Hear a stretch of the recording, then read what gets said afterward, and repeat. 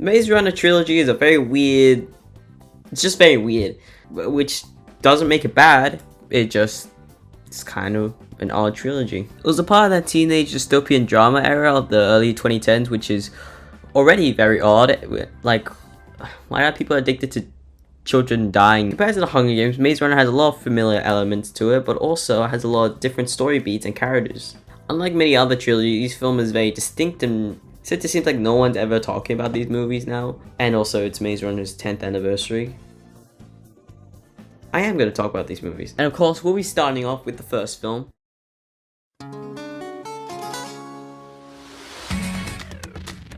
This movie begins with Thomas being thrown in the glade, which is a massive maze.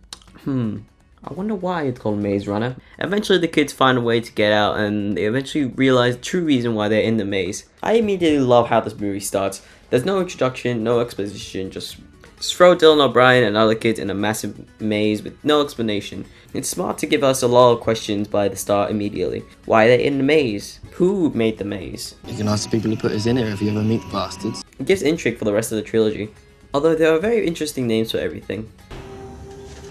Day one, Greeny. Whatever we need, the box provides. The maze is a dangerous place.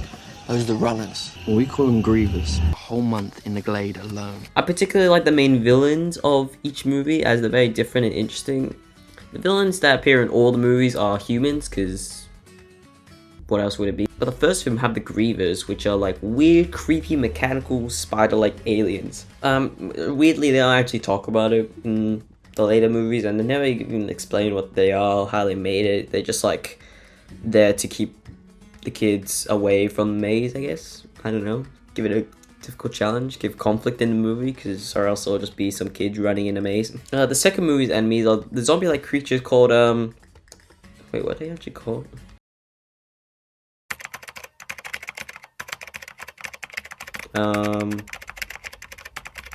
Cranks. That name sucks. Though the characters are simple and I hate Teresa later on, it doesn't mean the characters are bad. I think its simplicity works in its favor. It gets us to like them early on, and also get to see their dynamic without any conflict or any arcs going for them. Especially gets us emotional when some of them start dying off. Oddly, this trilogy is somewhat similar to Lord of the Rings, as it's a continuous story through all the movies. I also like how these movies are like a slow burn, just like Fellowship of the Ring. Doesn't really go too fast and really takes its time to flesh out the characters and the journey. This movie, of course, like most, ends off with a cliffhanger. Actually, now think about it, they all end off with cliffhangers. Yes, all. I'd say Thomas's character isn't really exactly the most fleshed out or like the most interesting. Like, he has the amnesia plotline that I would say like is used to death at this point, but I mean, it's fine. And anyways, all it really shows is just like he was a part in making the maze and was kicked out because his ideals wasn't with the other humans. I don't know, I don't quite remember them explaining too much exactly. But yeah, I say it's a good beginning of the trilogy, and it starts off with a pretty good set of movies, I would say. So I'll give it 7.5, I guess, out of 10. Yeah, being honest, these scores are actually kind of all the same. There are rankings, but like, just because I say one's better than the other doesn't mean that, you know, the goals really change.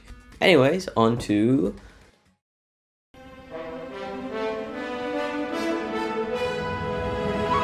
this was my favorite, easily. Nah, I'm kidding. I'll explain, but this won't be exactly too long. So our crew is recruited into a non-sus factory. Yep. And then they go vet. Trust me, this isn't Among Us, okay? I'm just describing the story. After finding out these humans aren't good, they eventually escape, and the kids go on a long journey to a safe haven. My favorite parts of this movie are the action sequences. Now, me, I don't really go to these stories for like really good stories or like really dynamic character building. I just go in here for the action, really. Also exhilarating, action packed. The escape out of the military base. I don't know what is it called.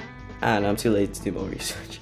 The mall when they got chased by the flare cranks. I'm pretty sure they're called cranks. The zombie chase in the city. And the final act is pretty action-packed as well. It was very fast-paced and epic. Also, I only realized on my second viewing that they actually left a kid behind in the mall. Like what? Okay, there are 8 kids when they entered, right? But then when they leave, there's 7. What happened to him? They don't even show a scene when he gets eaten or something, or like make it a big impact, or none of the kids even mention him from now on. It's just like, it's like, hey guys, I think we might have forgotten something or someone. Yeah, right. Right, we could forget someone. Oh, we got 1, 2, 3, 4, 5, 6, 7. We forgot a kid. Yep. Well, too bad. Like, I just think that had like hilarious. Like, I mean, like, what did they actually just forget him? Did he get eaten by cranks? I was like, surely, right? What happened to him? Like, I don't get it. Poor kid, am I right? Being honest, a lot of these films have a lot of filler in it. There's space or just a lot of action. Or else I could just be doing a detailed analysis of like these movies, but I'm not smart enough for that. What do you think I am? I'm just a stupid YouTuber. Hi, skipping to the final act, because I mean, like, not too much interesting. I mean, all they say is just like, resistance, safe haven, oh look, there's the guy from Breaking Bad, haha, funny. And then, you know, the bad guys surprise attack them, and then of course Mio gets taken, Teresa joins the villain, and the heroes lose. I'm joking. Yeah, I do love the action, I love the setting, I like the lighting. It's pretty good. I love how the main characters reach the lowest point in the ending of this movie when they're utterly defeated and Mio gets taken. You know, saying that out loud actually sounds a lot worse than in my head. Anyways, you know what I mean? Like, you know, how characters can build themselves up back, presumably, you know, victory after a big loss. It just makes it to fight harder and, you know, have more stakes to their plot. That's why I like the ending of Infinity War. It brings the Avengers to their lowest point, you know, the most. Anyway, I just like its ending the most. Although, you know, had to end with a cliffhanger and then they had to wait 3 years for the next one. Anyway, 8 out of 10. Let's move on to the next.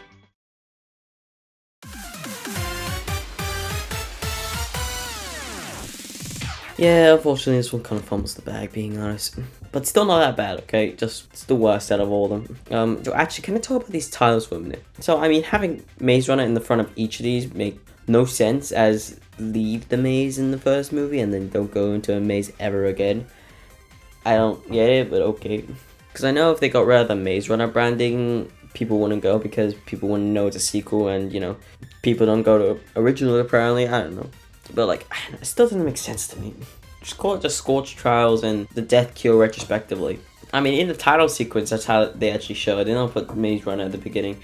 They just put Maze Runner because, like I said, branding. Oh yeah, by the way, the book's actually only called the first one Maze Runner 2. So why didn't they f***ing do it? Something about our crew trying to save Mio after the aftermath of the last movie. And while trying to save Mio, they also try creating cure to save the planet, overthrow the government, start a riot, causing destruction to one of the most prestigious cities in the world, and getting away to a refugee camp where they can hopefully save the world with that cure. Average Monday. I mean, they start this movie with them trying to steal a train car, which supposedly has Mio in it. Which, by the way, I've learned recently that, like, if you put a train in a movie, I'll love it even more than it originally was. I mean, well, apparently I just love trains. Like, I used to love wooden trains as a kid. You just put a train in there and I'll love them more. Like, both Mission Impossible movies with a train, I love. Train to Busan and Bullet Train are both amazing movies. You should go watch them right now. I mean, the only good part about Dial of Destiny was the first 20 minutes of the train scene. Like, just put more trains in Hollywood. Like, for some reason I get really turned on by, like, train action sequences. So, like, Hollywood, put more train scenes in there. After failing to save Miho, they go to the last city because that's where they presume he is. This gives a futuristic and a sci-fi aesthetic to the movie, which contrasts with the medieval aesthetic of the first one and the sort of dystopian apocalyptic look of the second one. And while Mio is at the city, they're pretty much torturing him. I don't remember why. Also, Teresa's also there because I hate her. And I mean, for whatever reason, they go into the city and then they brought back Will Poulter's character. Like, what? I mean, last time we saw him, he was a human shish kebab while having a slightly worse version of COVID. I mean, there's no way he should have been alive from that, right? Well, at least they hopefully explain how he survived the spear in the chest, got out of the maze, walked miles and miles in a deserted wasteland, and managed to get inside the last city and work with this alliance. Oh yeah, and all before this crew could get to the city. Nope, they never explain it. To be fair, I guess if they were to explain it, like, it would be just ridiculously complicated and also probably a lot of bullshit. So, I mean, I mean, you need a really good explanation for how he's able to manage all this somehow. They actually don't split this into 2 books like most 2-part book to movie adaptations do. Like, you know, Harry Potter, Hunger Games, Twilight. Okay, I can't think of anything else, but that's like more than it. I mean, the only time it works is like Harry Potter, and even then people could argue like, oh, you could take out like 30 minutes of the first part and then like that's it. I mean, I disagree, but like, okay. I'm so glad they didn't do this, because in the same year, 2015, Hunger Games put the book into 2 parts, and that was legitimately, I don't get why they put it into 2 parts. Like, what, they drag out the series more? But if anything, it made the series worse. I mean, I don't think it made that much box office. I mean, the first one was so unnecessary, like, and to me, putting it into 1 movie, it went to its benefit, because, I mean, I can't really think of anything that I would want to cut out, like, and sure, I haven't read the book, but I mean, I think it's a pretty complete story without any additional stuff to it. And like I said before, this movie ends off with a cliffhanger, again, with Thomas and most of the crew.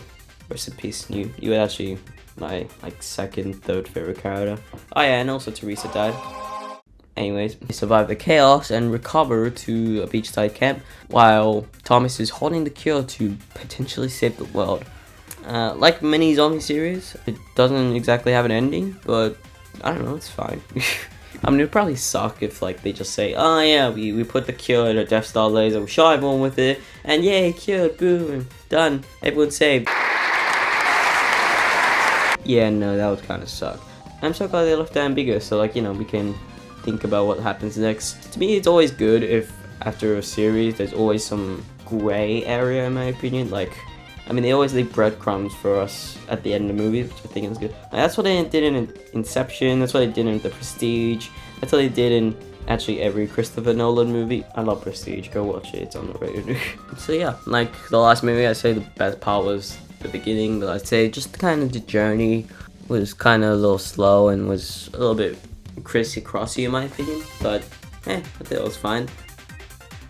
Also, how the f did they survive that jump? I don't think Tom Cruise would do that jump. Nah, might be. Final score 7 out of 10. Like I said, they're all kind of the same movie.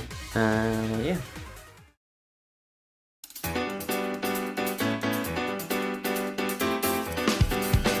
I have no idea why I'm shoehorning this in the end of the movie.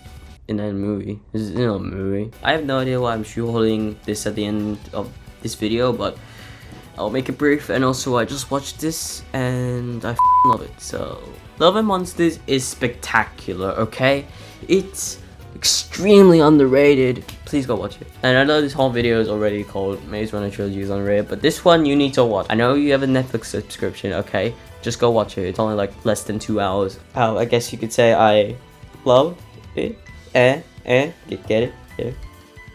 I love how Dylan's character isn't a perfect person. I mean, he has no experience with the new world. He's terrified by mutant bug creatures, which, let's be honest, who can blame him? I would probably be terrified of these things. But he eventually overcomes his fear, and it's great. And I love how the dog is personified as like his mother, and you know, in his mind kind of failed his mother by not being able to save her, and this dog represents that. And also, why is the dog so cute? It has more character than like most characters from the prequel trilogy, okay? It's simple, but I don't care. It's cute, okay? It's done extremely well. I love all his friends and foes that he bumps into. All the creature designs are actually really interesting. Like, you could tell what most creatures are, but also they mutated so much that they now pose as a threat, even if they were kind before. Like, this frog looks terrifying now, but I love it. I love Michael Rooker's character and young Gamora's character. And yeah, why is Gamora? But I mean, like, they're cute, okay? They're both really good characters. It really establishes how people could survive in a deserted wasteland like this. You're not thinking of that. I just realized, I'm pretty sure, okay, Dylan O'Brien plays Thomas, right, in Maze Runner. But then also Newt in the movies is played by someone named Thomas. So that's kind of ironic. And the ending is also like very nice, like showing like to fight for your humanity, like, you know, like how to go through like a really tough situation. Like overall, it's not exactly a life-changing movie, but like also like it's just a great movie to watch. And I also really want a sequel. Please give me Netflix. I know it like only made like $1 million when you spent like $1 billion on this, but please, I'll watch it. Anyways, this world really does feel like a world that could be like expanded. Like there's so many interesting creature designs, there's so many interesting creatures you could think of. Like they came up with like a whole mythology of like bug creatures in this like movie, and it's kind of gonna be a shame that they're not gonna use them ever. Like sure they could use it for like other movies, but like to me it kind of ruined the charm a little bit in my opinion. So like 8 out of 10. It's like as good as the second Maze Runner film. Who knew?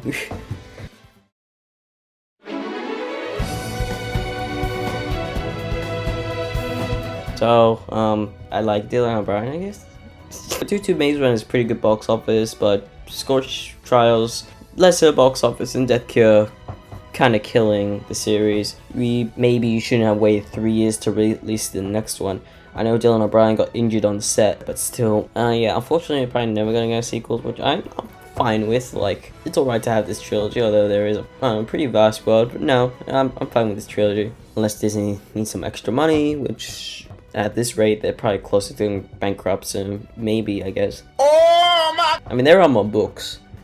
Apparently, like all these 3 movies together made like less than $1 billion, which I mean to Hollywood standards that's like nothing basically. I mean, yeah, these movies aren't like grand or life-changing like, you know, Lord of the Rings or Star Wars. All 3 Star Wars trilogies are life-changing. Well, not for the better sometimes. And also the messages don't really go beyond humans suck, ate the rich! And everyone knows that every teenage dystopian drama has this message anyways, but they're still great and also consistent and a lot of fun. Yeah, now think about it. The director of this movie is actually going to direct the new Legend of Zelda movie. And I mean, these movies are pretty good. So if it's on the quality of Maze Runner, I mean, I think it's pretty good. I mean, the first one had a medieval aesthetic to it as well. So like, I don't know. I think he's fine. I mean, I don't exactly think he's the best choice, but I mean, just like Illumination, he could shock me, you know. And finally, please make a sequel to Love and Monsters. Look, it's such a cool world and I need it, and I know a flop, but trust me, I'll watch it any day it comes out. I need.